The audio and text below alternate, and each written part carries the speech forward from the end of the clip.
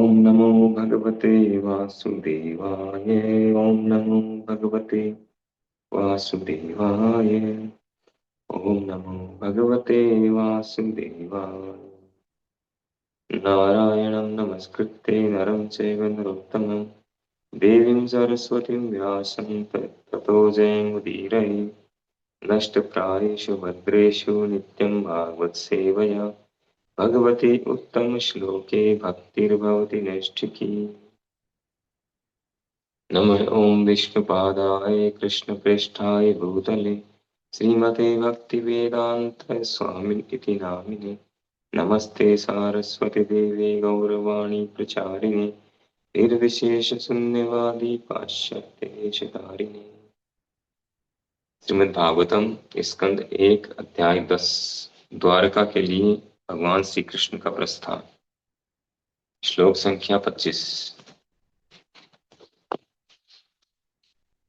यदा ह्यधर्मेण तमोधिया नृपा यदा ह्यधर्मेण तमोधियो नृपा जीवन्ति तत्रेष हि सत्त्वतः किल तत्ते भगं सत्यमृतं दयार्षो भवाय रूपाणि ददत् युगे युगे। जब भी राजा तथा प्रशासक तमोगुण में स्थिर पशुओं की तरह रहते हैं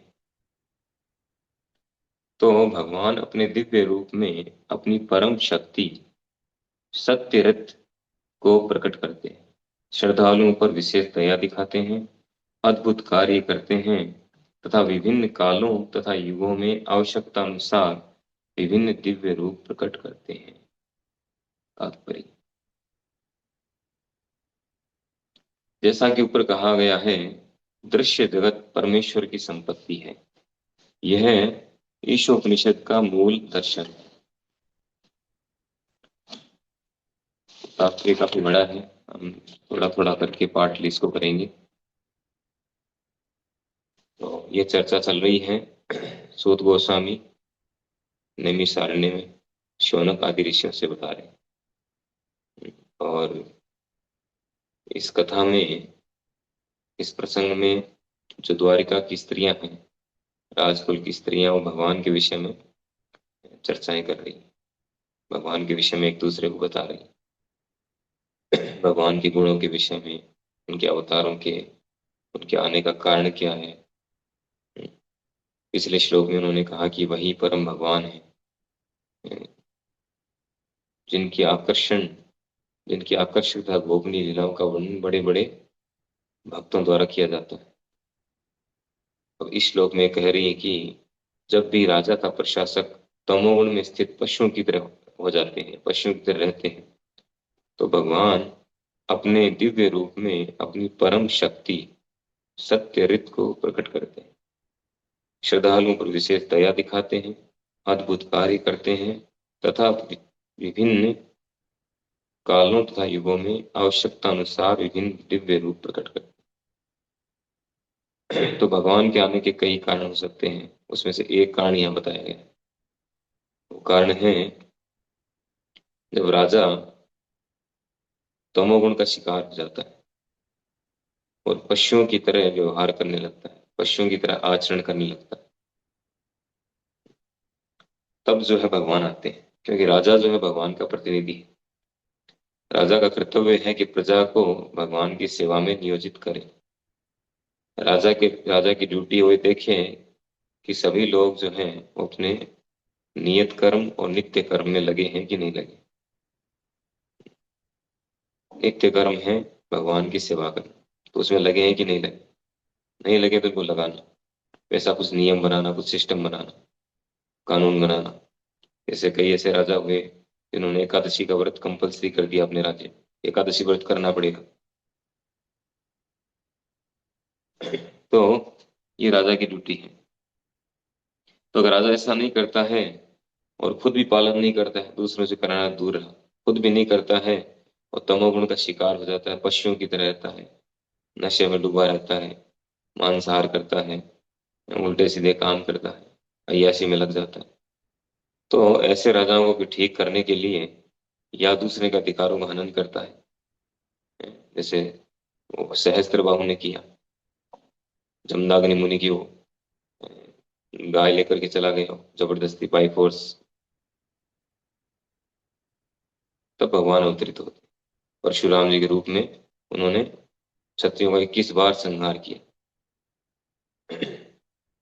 तो भगवान आते हैं या अपने किसी विशेष व्यक्ति को शक्ति से आवेशित करके भेजते हैं, या स्वयं आते हैं, जैसे हिरण्यकश्यप, उसको मारने के लिए स्वयं नरसिंह देव रूप में आए, भगवान रामचंद्र रूप में आए जब रावण का प्रकोप बढ़ गया। तो जब भी ऐसा होता है इस ब्रह्मांड में, इस पृथ्वी पर जहां भी, तो उस आवश्यकता के अनुसार भगवान प्रकट होते हैं, अलग अलग रूपों में, अलग अलग प्रकार से, और आकर के अपनी शक्ति का प्रदर्शन करते हैं, उनका सफाया करते हैं, और श्रद्धालुओं पर दया करते हैं, जो भक्त हैं उन पर कृपा करते हैं। रूपा जी तात्पर्य में बता रहे हैं, बात को एक्सप्लेन बहुत सुंदर ढंग से रूपा जी ने डिटेल किया है,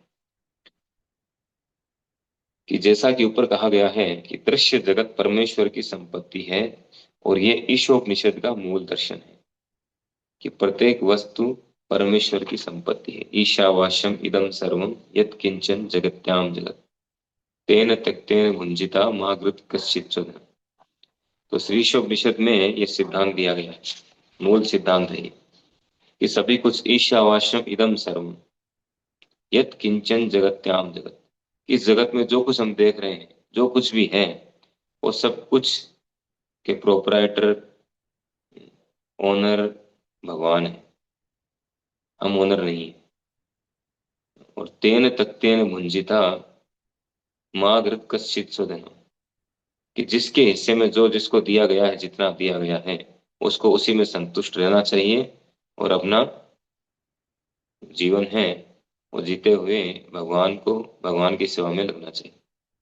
जो कुछ मिले उसको भगवान को ऑफर करके स्वीकारना चाहिए, जितना जो मिल रहा है उसके प्रारब्ध के अनुसार, जिसके जो भाग्य में है, डेस्टिनी में, उसका उसको दिया गया, सबको उसका उतना उतना दिया गया। दूसरे का दूसरे का हक छीनने का प्रयास नहीं करना चाहिए, अतिक्रमण नहीं करना चाहिए।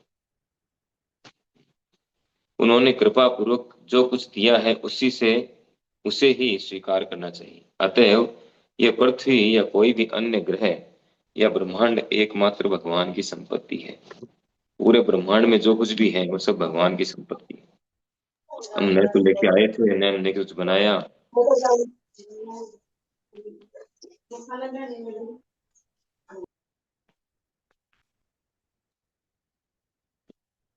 हम तो जब जन्म लिया हमने, तो इस शरीर भी हमें माता पिता के द्वारा मिला, और भगवान की देख रेख में ये शरीर बना हमारा।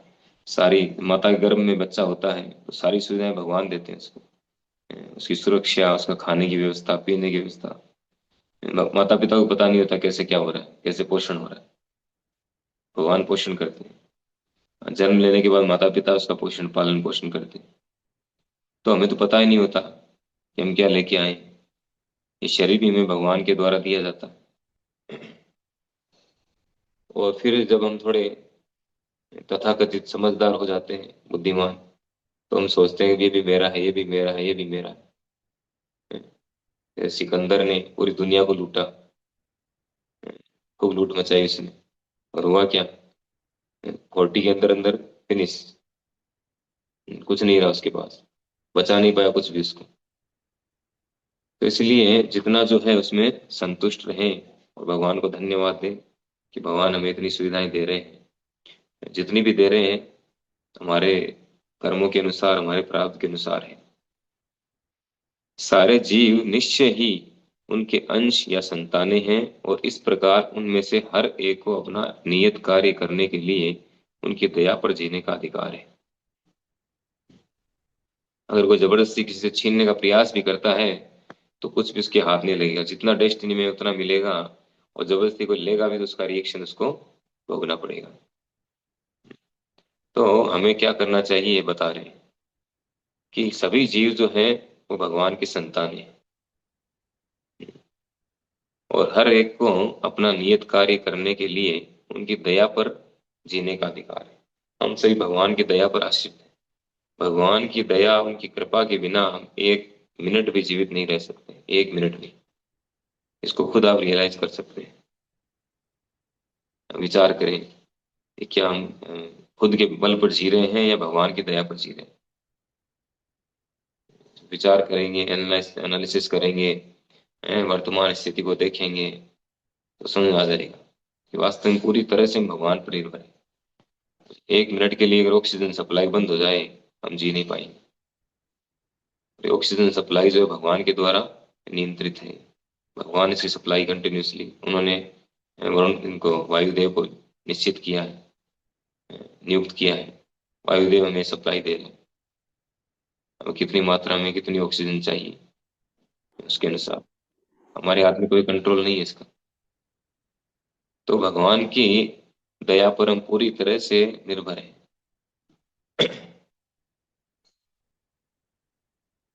अतएव जब तक किसी को भगवान से अनुमति प्राप्त न हो, तब तक वह किसी पराये व्यक्ति या पशु के अधिकार पर अतिक्रमण नहीं कर सकता।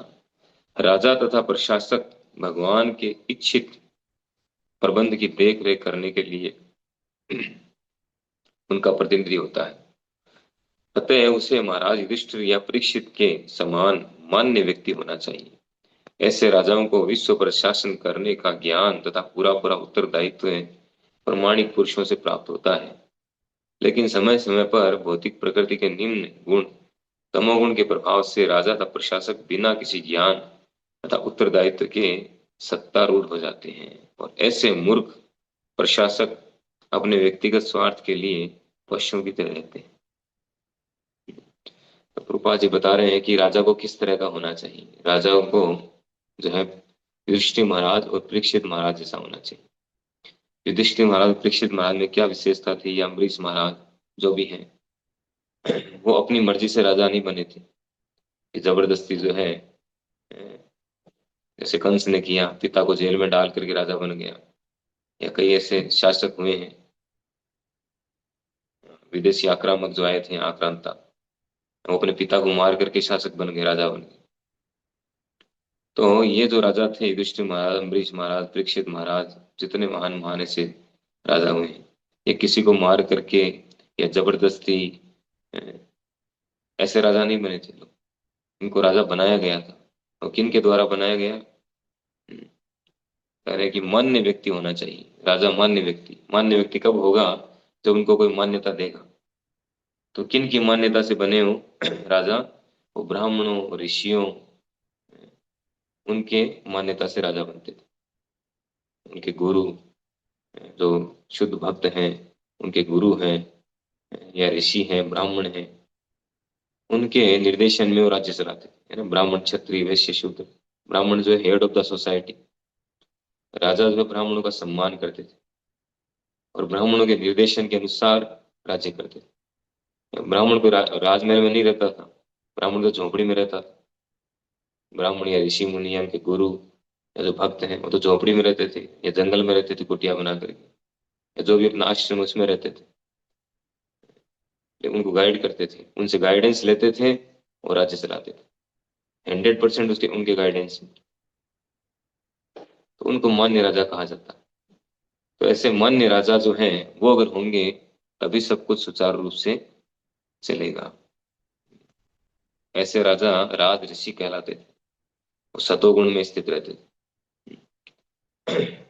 सतोगुणी व्यक्तियों के आदेशों के अनुसार राज्य चलाते थे। राज्य चलाने के लिए रजोगुण की आवश्यकता है, लेकिन वो आदेश लेते थे सतोगुणी व्यक्तियों से। तो राज ऋषि कहलाते थे इसीलिए। तो ऐसे राजाओं को विश्व प्रशासन करने का ज्ञान तथा पूरा पूरा उत्तरदायित्व प्रामाणिक पुरुषों से प्राप्त होता है। जो प्रामाणिक व्यक्ति हैं, जो गुरु शिष्य परंपरा में आ रहे हैं, उनसे वो निर्देश प्राप्त करके राज्य चलाते थे। लेकिन अभी की कंडीशन क्या बता रहे हैं, या उस समय भी कई बार ऐसा हुआ, असुर लोग जैसे राजा बन गए, जबरदस्ती वरदान प्राप्त किया, शक्तिशाली हो गए और दूसरे का राज्य छीन करके राजा बन गए। इंद्रदेव को हटा करके बैठ के जा करके वहाँ। लेकिन समय समय पर भौतिक प्रकृति के निम्न गुण तमोगुण के प्रभाव से राजा था प्रशासक। हम्म, तो ऐसा भी होता है, समय समय पर क्या होता है, जो प्रकृति के निम्न गुणों से प्रभावित होते हैं, तमोगुण के द्वारा प्रभावित होते हैं और साथ में शक्तिशाली होते हैं, ऐसे लोग जो तमोगुणी हैं और उनको शक्ति प्राप्त हो गई है, तो वो क्या करेंगे, वो शक्ति का दुरुपयोग करेंगे। सतोगुण में व्यक्ति सोच सकता है कि क्या सही है क्या गलत है, क्या करना चाहिए क्या नहीं करना चाहिए, उसके परिणाम पर विचार करता है, विचार करके उसको शक्ति को प्रयोग में लाता है। परमाणु बम है, परमाणु बम किसी तमोगुणी व्यक्ति को दे देंगे, वो क्या करेगा, वो कुछ भी उल्टा सीधा कर सकता है, उसको वो परिणाम के बारे में नहीं सोचेगा। और वही किसी सतोगुणी व्यक्ति के हाथ में होगा परमाणु शक्ति, तो उसका वो सदुपयोग करेगा। जैसे अश्वत्थामा है, अश्वत्थामा जो है, यद्यपि ब्राह्मण पुत्र थे, उनके पास में ब्रह्मास्त्र था, ब्रह्मास्त्र का 2 बार दुरुपयोग किया अश्वत्थामा।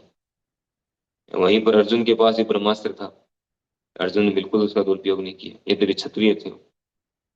हम्म, लेकिन कारण क्या है, क्योंकि अर्जुन गाइडेंस में चल रहे थे डायरेक्ट भगवान के, और अश्वत्थामा किसी गाइडेंस में नहीं थे, वो मन मर्जी से चल रहे।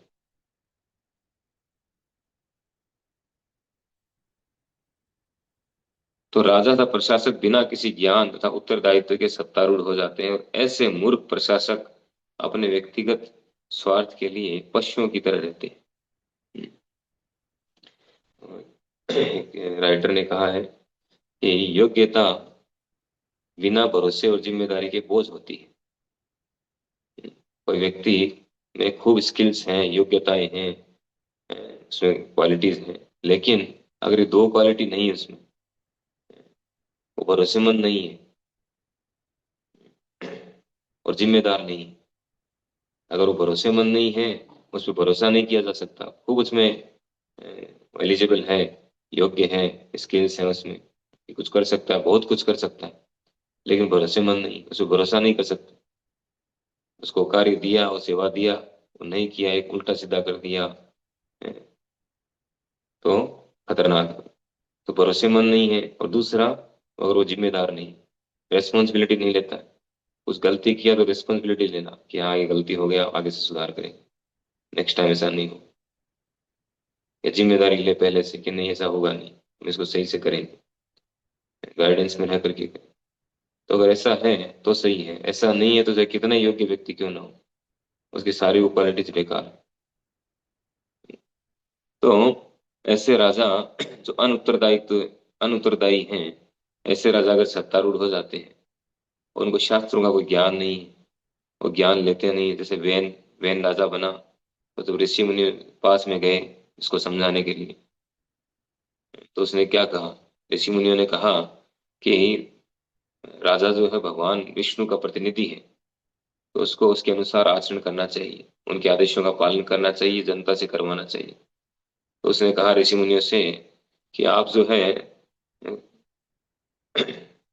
खुद का पति होते हुए परपति की ओर जा रही हो, यानी भगवान विष्णु को परपति बताया, और खुद को बता रहा पति, कि राजा जो है सभी का पति है, राजा में सारे देवताओं और भगवान का वास होता है, इसलिए राजा सर्वोपरि है, राजा के ऊपर कोई नहीं है, कोई भगवान विष्णु नहीं है, राजा ही विष्णु है, इस तरह से बोला। तो ऐसे लोग जब राजा बन जाते हैं, जो अपने आप को भगवान घोषित करते हैं, तो ऐसे लोग राजा बनने से उत्पात के अलावा और कुछ नहीं होना। कह रहे हैं, इसका परिणाम क्या होगा, रूपा जी बता रहे हैं, इसका परिणाम यह होता है कि पूरा वातावरण अराजकता तथा विषाक्त तत्वों से परिपूरित हो उठता है। मानव समाज में भाई भतीजावाद, घूस, धोखाधड़ी, मारामारी तथा इसके कारण दुर्भिक्ष, रोग, युद्ध तथा इसी प्रकार के अन्य उद्विग्न उद्विग्नकारी तत्वों का प्राधान्य हो जाता है।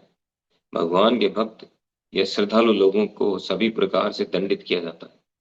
ये सारे लक्षण इस बात के सूचक हैं कि धर्म की स्थापना करने तथा कुशासन का विनाश करने के लिए भगवान अवतार लेने वाले हैं। भगवत गीता में इसकी पुष्टि हुई है। तो जब ऐसे लोग राजा बनते हैं, तो क्या होता है, उसका रिजल्ट बता रहे हैं रूपा जी, कि मानव समाज में जो है ये सब चीजें हो जाती है, धोखाधड़ी, मारा मारी, एक दूसरे को मारते हैं, छीनते हैं, डकैती, दिन दहाड़े, रेप, ये सब बढ़ जाते हैं, घूसखोरी बढ़ जाती है। आए दिन ये सब चल ही रहा है, थोड़ा थोड़ा तो हो ही रहा है, और जब ज्यादा हो जाएगा, राजा पूरी तरह से करप्टेड हो जाएंगे, तमोगुणी हो जाएंगे। और नंद राजा था एक, चाणक्य पंडित के समय, वो पूरी तरह से ऐसा ही हो गया था, शराब में डूबा रहता था, कोई परवाह नहीं थी उसको दुनिया की। इसको ठीक करने के लिए चाणक्य पंडित ने चंद्रगुप्त को तैयार किया, चंद्रगुप्त को तैयार करके उसको राजा बनाया, ट्रेनिंग दे करके पूरा।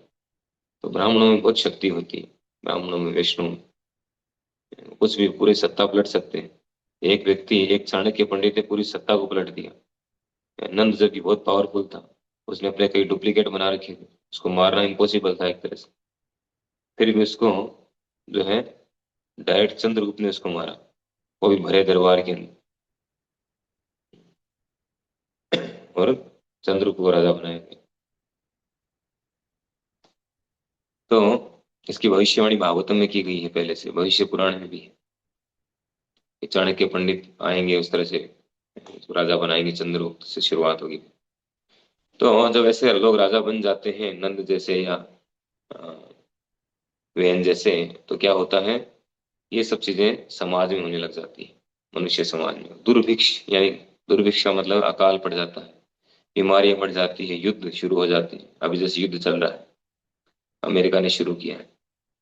तो युद्ध के पीछे क्या, किसी का भला थोड़ी है, किसी का भला नहीं है, वे अपनी कुछ स्वार्थी नीतियों को पूरा करने के लिए, वो ऐसे जो लोग हैं जो युद्ध को प्रायोरिटी दे रहे हैं, युद्ध करने की आज्ञा दे रहे हैं, युद्ध में हम भाग ले रहे हैं, युद्ध की आज्ञा दे रहे हैं, ऐसे लोग जो हैं वो किसी की परवाह नहीं करते, उनको केवल अपने अपनी परवाह है, अपनी सुविधाओं की, वो जनता की सुविधा नहीं देख रहे, जब युद्ध की कोई आवश्यकता ही नहीं है। लेकिन जबरदस्ती युद्ध को थोपा थोपा जा रहा है पूरी दुनिया पर।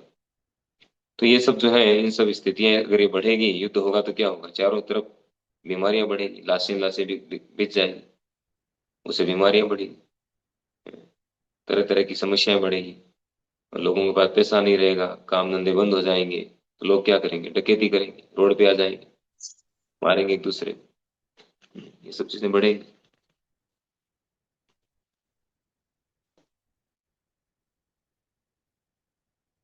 और भगवान के जो भक्त हैं उनको दंडित किया जाएगा।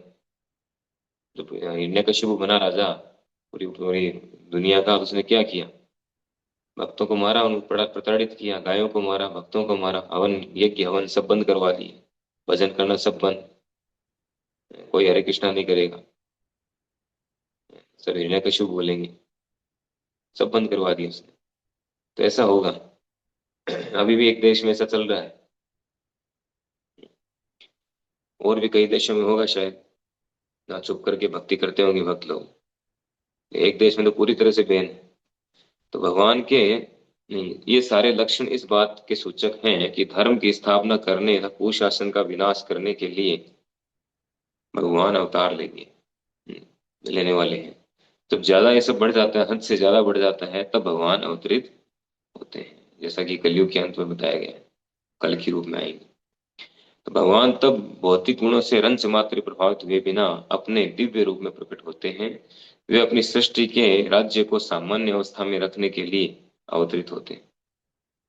सामान्य अवस्था यह है कि प्रत्येक ग्रह के निवासियों की सारी आवश्यकताओं की पूर्ति के लिए भगवान द्वारा प्रबंध रहता है।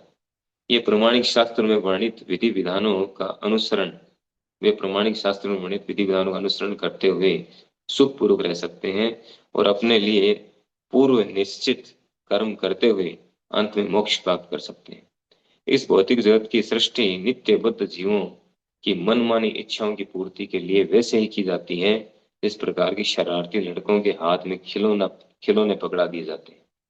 अन्यथा भौतिक जगत की कोई आवश्यकता न थी। लेकिन जब ये भगवान की अनुमति के बिना विज्ञान की शक्ति द्वारा अवैध रूप से संसाधनों का दोहन करने के लिए उन्मत्त हो उठते हैं, तो वह भी केवल इंद्र तृप्ति के लिए उठते हैं, और वह भी केवल इंद्र तृप्ति के लिए, तब आतताइयों को दंड देने तथा श्रद्धालुओं की रक्षा करने के लिए भगवान अवतार भगवान को अवतार लेना पड़ता है। तो भगवान जब प्रकट होते हैं तो इस भौतिक प्रकृति के गुणों से प्रभावित नहीं होते हैं, वो अपने दिव्य रूप में प्रकट होते हैं। और इस सृष्टि में क्या करते हैं कि सामान्य अवस्था को बनाए रखते हैं। स्वस्थ, जैसे कोई पूछे स्वस्थ हैं आप, तो स्वस्थ होने का अर्थ क्या है? स्वस्थ होने का अर्थ है वो बीमार नहीं है, वो अपना डे टू डे लाइफ का कार्य अपने आराम से कर पा रहा है, सब कुछ सुचारू रूप से चल रहा है, उसका मन भी शांत है, उसका शरीर भी स्वस्थ है। उस स्वस्थ का सबसे मुख्य अर्थ है स्वयं में स्थित होना। यानी हम स्वयं कौन है? हम आत्मा है, और आत्मा के कार्य में स्थित होना, उसको बोलते हैं स्वस्थ। मूल अर्थ जो है। तो समाज को स्वस्थ बनाने के लिए, उसकी सामान्य अवस्था में रखने के लिए, बनाए रखने के लिए भगवान प्रकट होते हैं। सामान्य अवस्था क्या है? प्रमाणिक शास्त्रों के विधि विधानों को पालन करते हुए भजन करना, भक्ति करना, अपना कार्य करना और सुखपूर्वक रहना, जिससे अंत में हम भगवान के धाम जा सके। ये है। तो जैसे पृथु महाराज जो है, यहाँ पे एक लाइन कही प्रभुपाद जी ने कि सारी आवश्यकताओं की पूर्ति भगवान द्वारा, पूर्ति के लिए भगवान द्वारा प्रबंध रहता है। तो पृथु महाराज राजा बने थे वेन के बाद में, तो सारे नागरिक उनके पास में आए। सारे नागरिकों की हालत बहुत खराब थी, भूखमरी का शिकार हो गए थे। तो उन्होंने राजा महाराज पृथु से कहा कि हम भूखों मर रहे हैं, हमारे लिए कुछ व्यवस्था करिए, आप अन्न की व्यवस्था करिए, हमारे खाने के लिए कुछ नहीं है। तो पृथु महाराज राजा बने थे, उन्होंने कहा मेरे पास भी कुछ नहीं है ना, मेरे पास भी कुछ नहीं है, लेकिन आप भगवान का भजन करिए, भगवान सब कुछ देंगे, है ना। आपका कार्य है भजन करना भगवान का और अपना काम करना, ड्यूटी करना। तो फिर उन्होंने निर्देश दे करके फिर खुद प्रथम महाराज लगे हल जोतने के लिए, हल जोतने के लिए लगे। तो भगवान के द्वारा सारी व्यवस्थाएं होती है। अगर व्यक्ति शास्त्रों के नियमों का पालन करे, अन्नात् भवन्ति भूतानि, पर्जन्यात् अन्न संभव है, यज्ञात् भवन्ति पर्जन्य, यज्ञ कर्म समुद्भव है। भगवान ने गीता में सिद्धांत दिया है कि अन्नात् भवन्ति भूतानि, सारे प्राणी अन्न पर आश्रित हैं। और अन्न कैसे प्राप्त होगा? जब वर्षा होगी पर्याप्त रूप में। और पर्याप्त वर्षा कैसे होगी? जब व्यक्ति यज्ञ करेगा। यज्ञ का अर्थ कलयुग में क्या है? हरिनाम संकीर्तन, युग धर्म।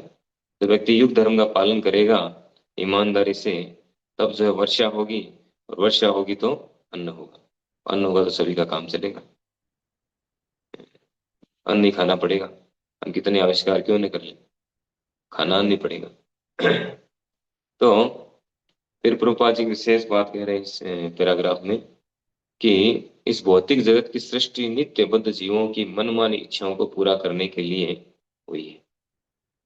यानी हम सब नित्य बद्ध हैं, और हम सब ने भगवान से स्वतंत्र होकर के या भगवान के कॉम्पिटिटर बन करके इच्छाएं प्रकट की। हम भी एंजॉयर बनना चाहते थे, इसलिए हमें इस भौतिक जगत में भेजा गया। जैसे शरारती बच्चा है, वो जिद करता है कि मुझे भी गाड़ी चाहिए। अब गाड़ी चलाने के योग्य है नहीं, लाइसेंस बना नहीं है, छोटा है, किसी को उड़ा देगा दो चार को, तो माता पिता को जेल में जाना पड़ेगा। तो फिर क्या करते हैं, उसको खिलौना गाड़ी देते हैं छोटी, ये चलो ये चलाओ। तो उसी तरह से भगवान क्या करते हैं, ऐसे जीवों को इस भौतिक जगत में भेजते हैं। और यहाँ पर क्या है, यहाँ पर सिर्फ खिलौना गाड़ी है ना। हम सोचते हैं बहुत मजा आ रहा है ना, ये करके बहुत मजा आ रहा है, वो करके बहुत मजा आ रहा है। मजा कुछ नहीं आ रहा, मजा तो सारा वहां पर है जहाँ से छोड़ के आए हैं। मजा तो वहां रह गया है, ये तो सब नकली है, यहाँ क्या मजा लेंगे। हम सोच रहे हैं नकली में इसी में मजा आ रहा है, ठीक है मजा लो। तो कह रहे हैं कि अन्यथा भौतिक जगत की आवश्यकता न थी। इस भौतिक जगत की आवश्यकता न थी, केवल हम सब लोगों के लिए भगवान ने इसका क्रिएशन किया है। और इसके पीछे मूल उद्देश्य क्या है? ये सब करते हुए हम यहाँ मजा करते हुए, अपनी इच्छाओं को पूरा करते हुए, और धीरे धीरे कृष्ण भावनामृत को स्वीकार करें। कृष्ण भावनामृत होते होते होते होते जब 100% हो जाएंगे, यहाँ से भगवत धाम चले जाएंगे। इसी के लिए पूरा डिजाइन किया गया इसको।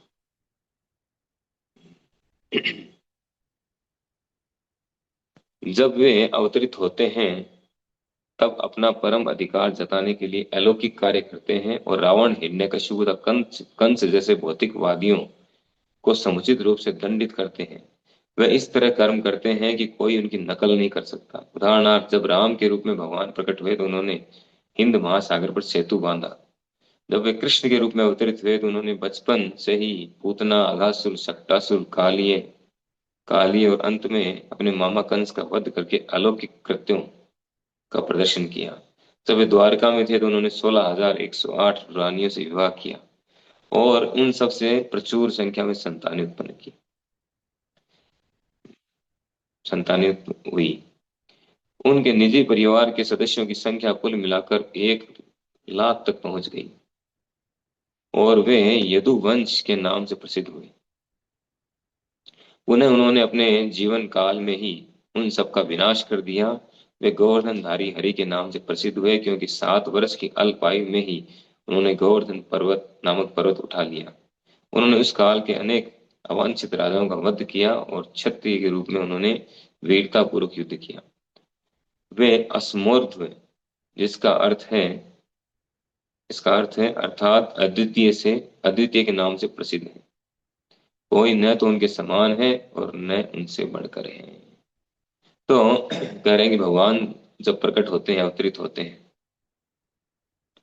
तो वो ऐसे कार्य करते हैं जिनसे साबित होता है कि वे परम भगवान हैं और दूसरा कोई नहीं, कोई साधारण व्यक्ति नहीं है, ये साबित होता है। तो कुछ एग्जाम्पल प्रभुपाद जी ने यहाँ पे बताए कि उन्होंने रावण को मारा, हिरण्यकशिपु को मारा, कंस को मारा, इन सबको मारा, उनको समुचित दंड दिया और ऐसे कार्य किए। अब रावण को कोई कौन मार सकता था?